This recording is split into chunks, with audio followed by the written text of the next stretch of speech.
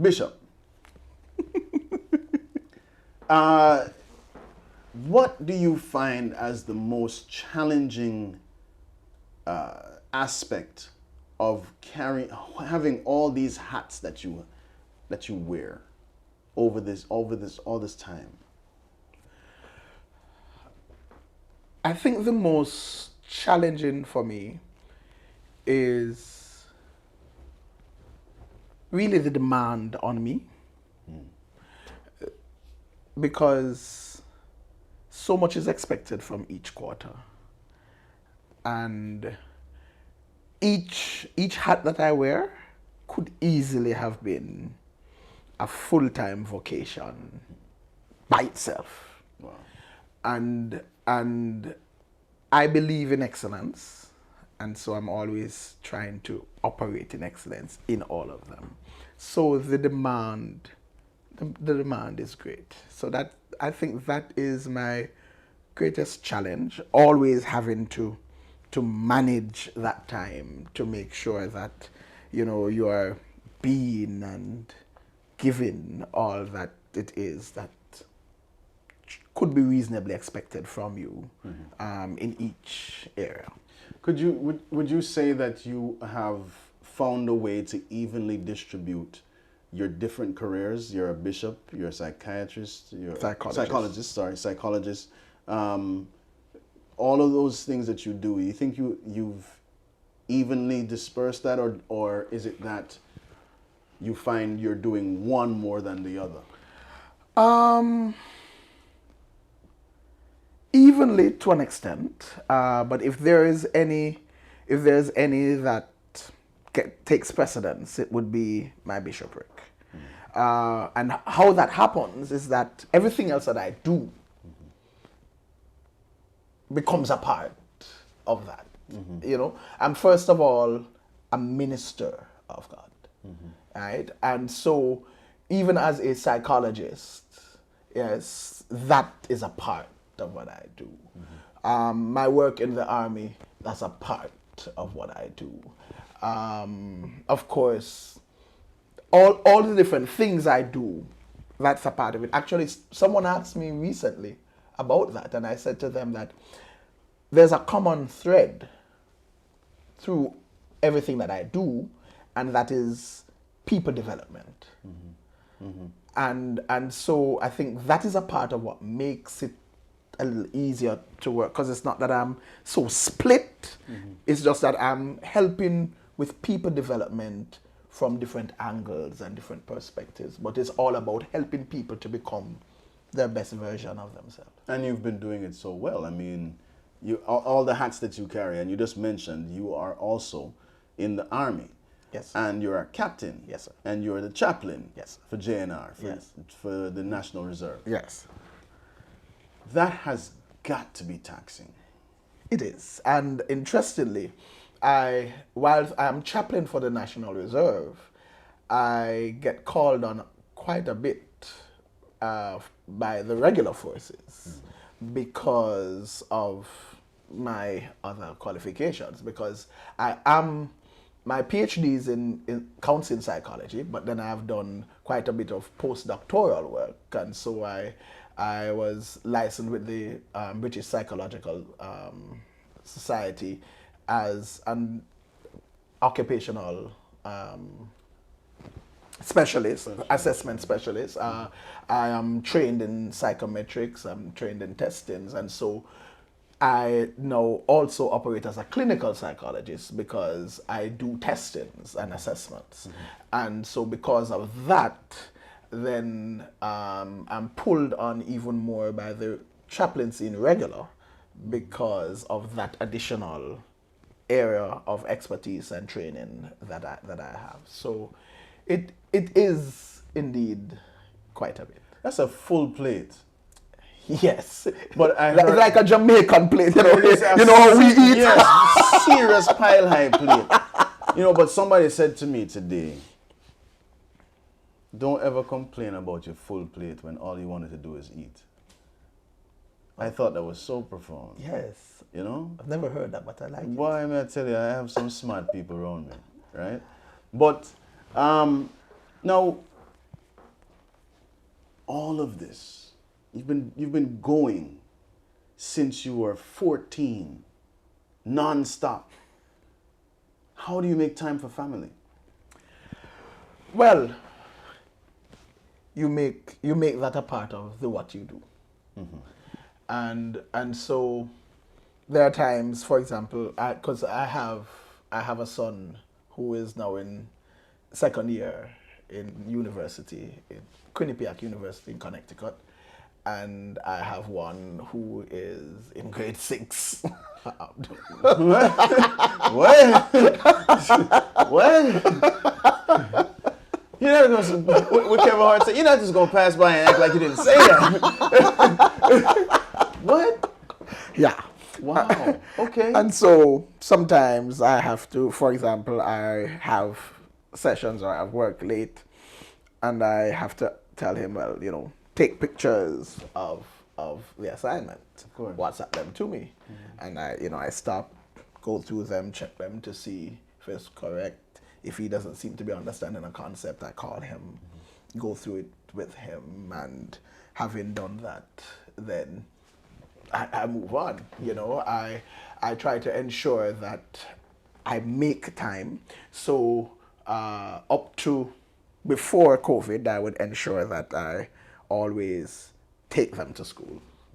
So, well, that's when the other one was younger. So like now for the younger one, you know, I take him to school in the morning. So we have that sort of time. Now I don't do the morning, I do the afternoon. So I do the pickup, you know. And we find ways to spend time, to make sure that there is time. One of the things I've found, and it's one of the things that's important to note, every family is different.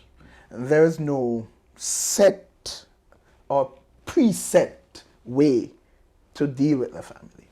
But what's important is that there is an understanding. And I've found that children, they appreciate quality time. And so for those of us who have very demanding lives, then sometimes you may not be able to give quantity time. But children appreciate that time that you spend with them, that is their time. So for example, Saturday, just gone, we both went to the supermarket.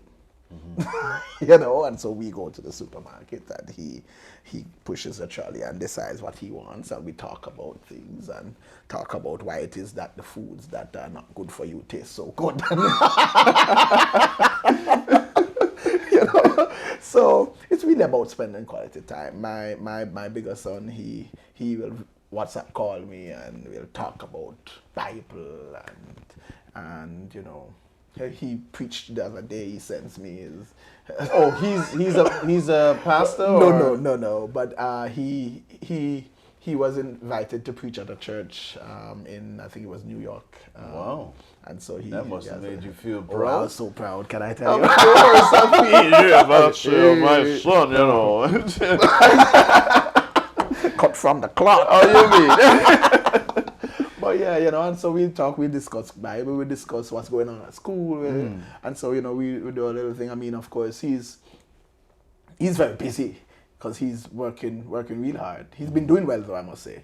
You know, he's been on the dean's list since he started school. Excellent, you know, so he's doing very well. But then we make the time and we chit chat and we do.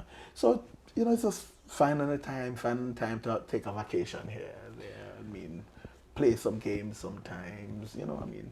So tell me now, a lot of people who are professionals and really high in their career, their family suffers that skill. So you'll have psychologists and psychiatrists who have some mash up family. I mean, and you have mechanics whose car can't even, they keep it together with tape. You know what I mean? So are you a daddy or are you Dr. Ffriend? Well, if you ask me, I'm asking you. I'm a daddy. You're a daddy. All right. How would you qualify or quantify that statement? Not qualify. Qualify that statement.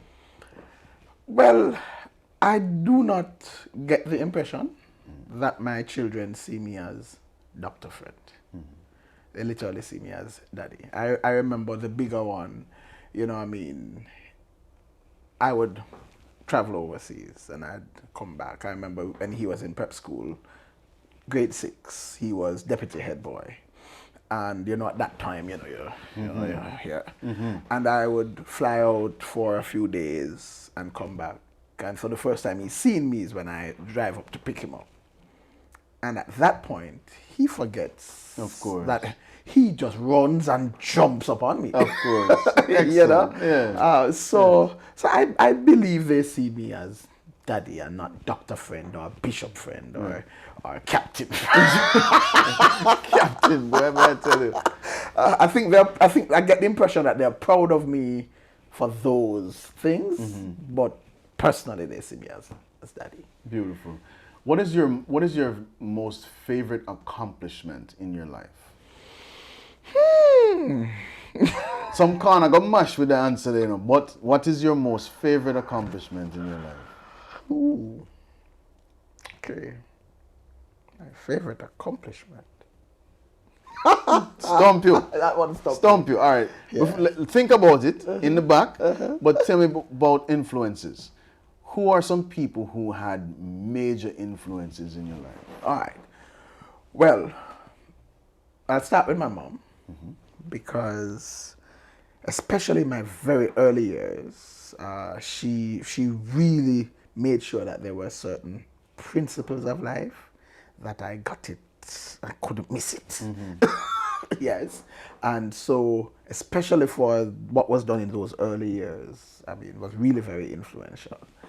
My grandmother, who is my favorite person, I mean, of course, she's deceased. Oh, okay. Yeah, but I mean, I loved my grandmother like nobody else. I mean, when I went on holidays, if school went on holiday today, tomorrow, I'm on my way to the country. Nice. And I'm coming back just in time to go back to school. And I'd always come back fat. Real living. Of course. Why not? But yeah, she showed me how to just care and be loving. And let me tell you, she was a peacemaker like none I've met. You know, I mean, so much so that when she died, the entire district was mourning and was out for that funeral. Wow. I mean, she was just, yeah. My principal at primary school, Mrs. Atkinson, her husband at the time was principal at Calabar, which I might mash some corns, but I think those were the Calabar heyday. But we're not talking about tracks. Corns officially mashed. Continue. Not talking about tracks now. But yeah, she also, I mean, she instilled in me, I think she did it generally, but it resonated and stayed with me, that idea of excellence. It's because she accepted nothing but excellence. Yes, and I mean, that was a really, really major influence for me. In my older years, it would have been a gentleman known as Bishop William Sterling Spain, one whom I came to call Dad. Yes, he was my presiding bishop, an international presiding bishop. Okay. I was his first assistant for the international organization. But that man, he in a major way made me who I am in ministry. And he did it by just being. You know those people? Absolutely. Yeah, he did it by just being. He was such an awesome example that, you know, I mean, you just wanted to just emulate. You just wanted to, I mean, he was amazing. Absolutely amazing. He died last year. Okay. COVID. Wow. Yeah, but he was a major influence. It was a major influence. He was one of those persons who could deal with everybody. He dealt with all kinds. He forgave like Jesus Christ.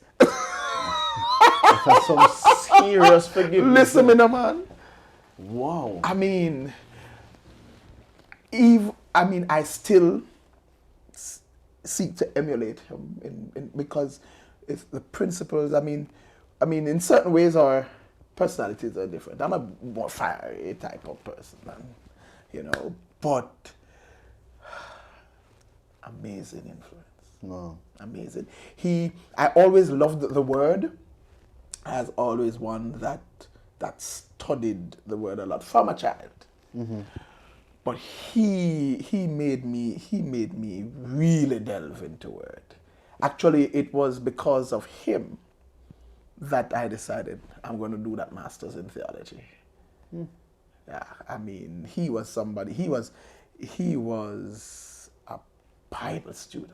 Well, I can tell the impact of this man on you so very clearly. I mean, the way in which you are articulating the love you have for this man. Yeah. Amazing to look at. Amazing to see it manifest. Because, I mean, your facial expression when you're talking about the seriousness of how this man impacted your life, it's filled with love.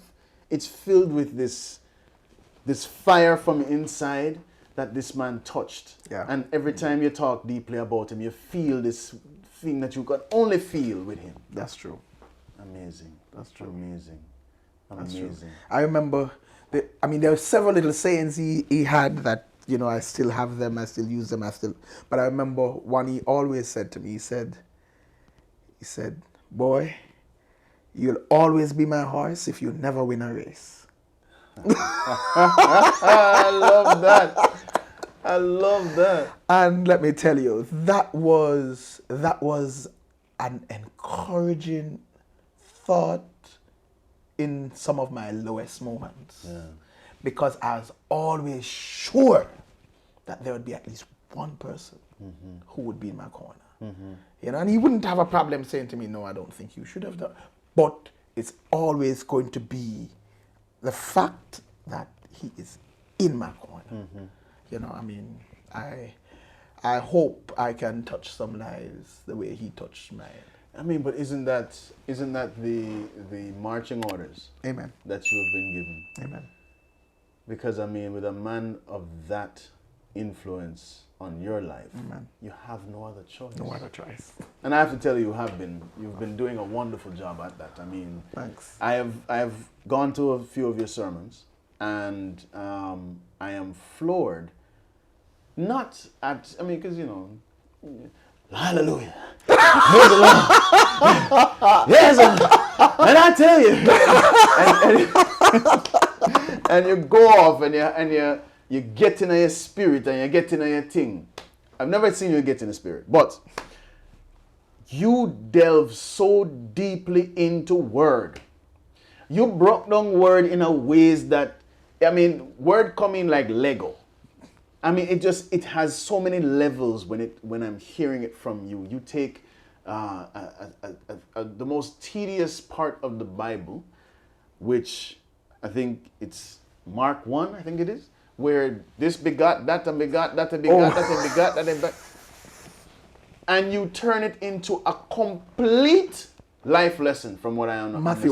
Matthew 1. You know what I mean? You work with me. Work on me, Lord.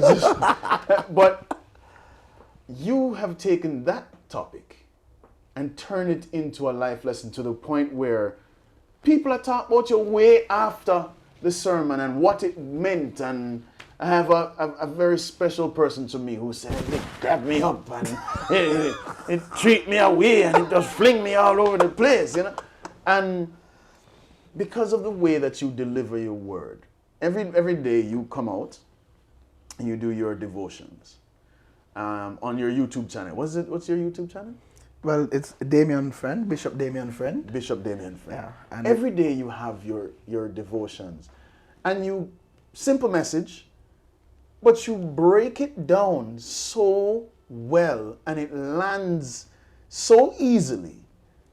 It's no wonder you've been doing this since you were 14, right? I thank God for you because you get it.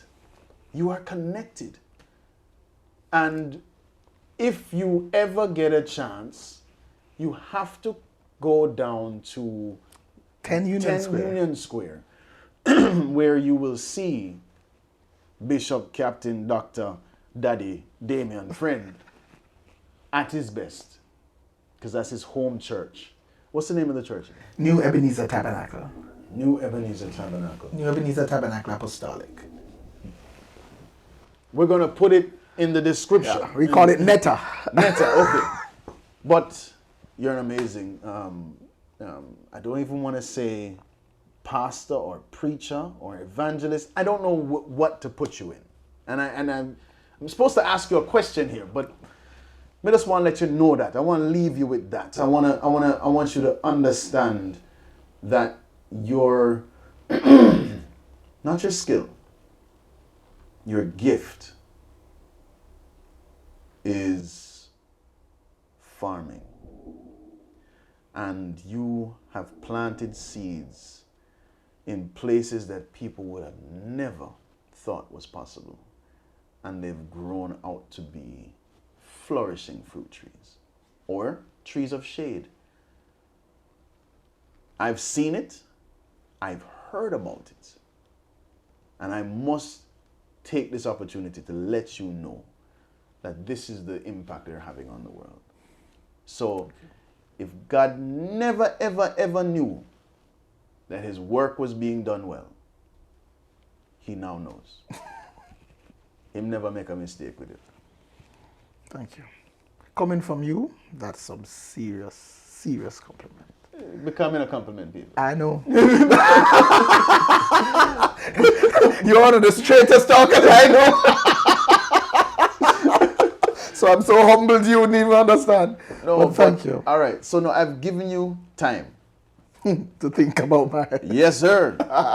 So, well, the only thing, probably because it is of more recent memory, I don't know, but what I'm going to say you might find amazing, but I think my accomplishment that I'm most proud of was being able to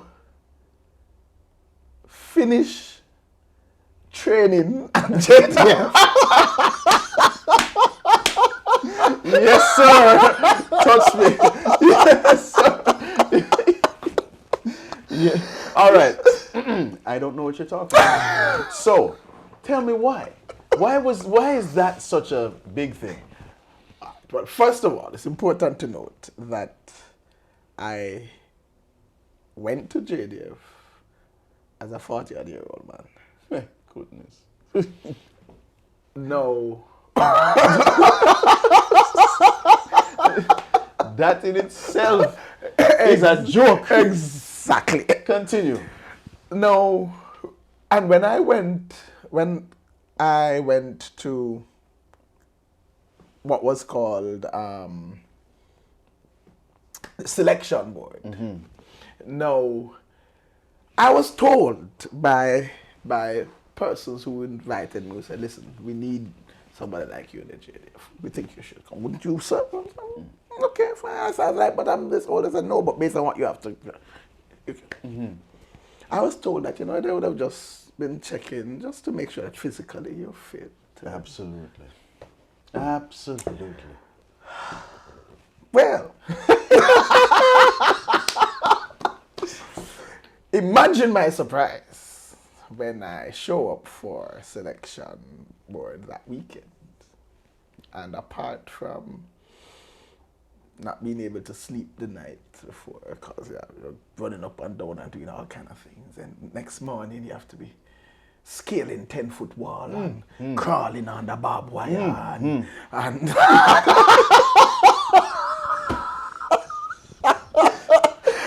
and doing all manner of things, some of which I cannot say right now. No.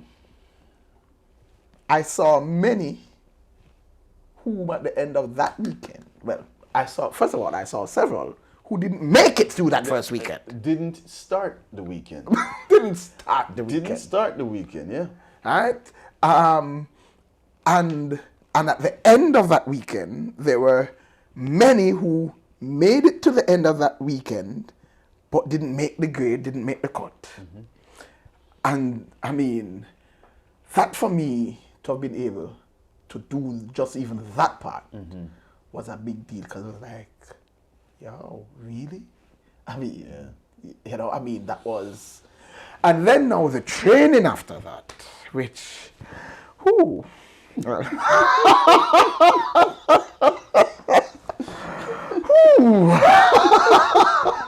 No, okay. A lot of people see soldiers on the road, and in Jamaica, soldiers get some big respect because, I mean, what soldiers go through is a little different than what police go through.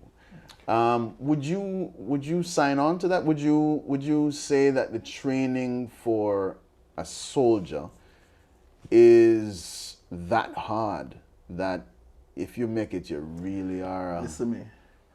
I used to respect soldiers before, mainly because of, you know, just how they operate and this obvious discipline, etc.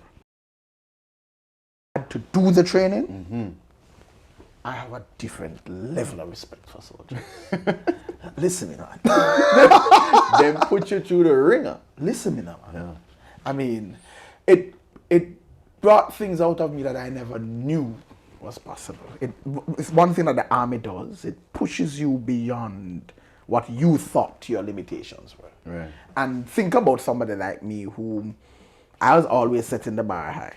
And I'm saying, listen, man, the army training did something else. I remember one Sunday evening, I mean, that was my break or make it moment, because I stopped one Sunday evening after really going through all of the rigors that weekend and waiting to be let out. And remember, by the way, I was doing this training whilst working as a senior manager in a company.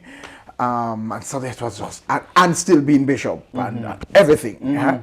And I remember that evening I said to myself, I said, Damian, why are you doing this? Why at this stage of your life, you have achieved this much, you've gotten to here, why are you putting yourself through this? As this close to quitting. To be honest, the only reason I didn't quit is that I don't believe in quitting. I don't know how I would handle having quit. When I thought of all of what because back then I was probably about halfway through the training, and I thought of all of what I already went through, all of what I felt, all of what I dealt with, you know, sleep in a bush and running uphill with all and walking miles with weight, all the dramas, and then sleepless nights on weekends. And I was like, I can't come out of it.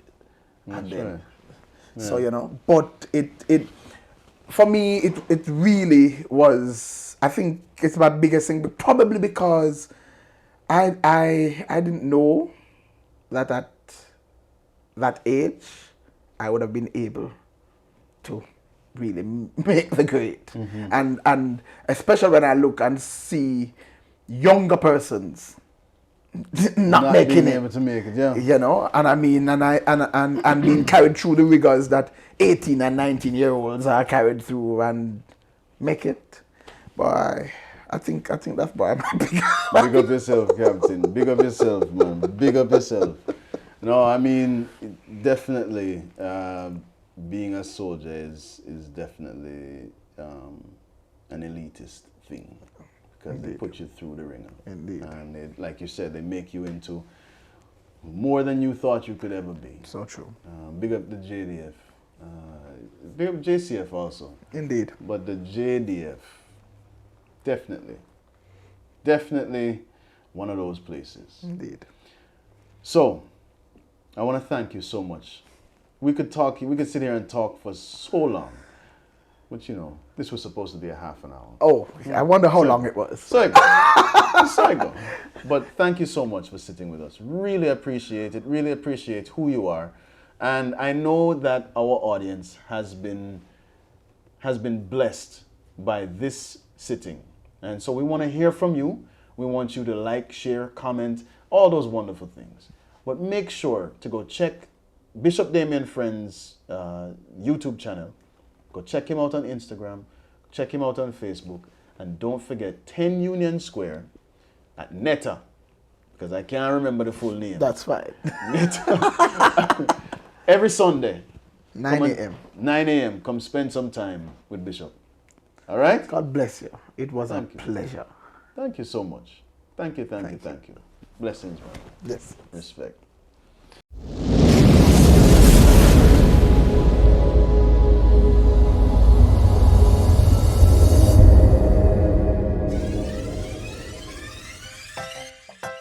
Thank you for checking us out on Good News Jamaica TV for content that informs, inspires, and transforms. Please like, share, leave a comment, subscribe, and hit the notification bell for more positive Jamaica content. Walk good.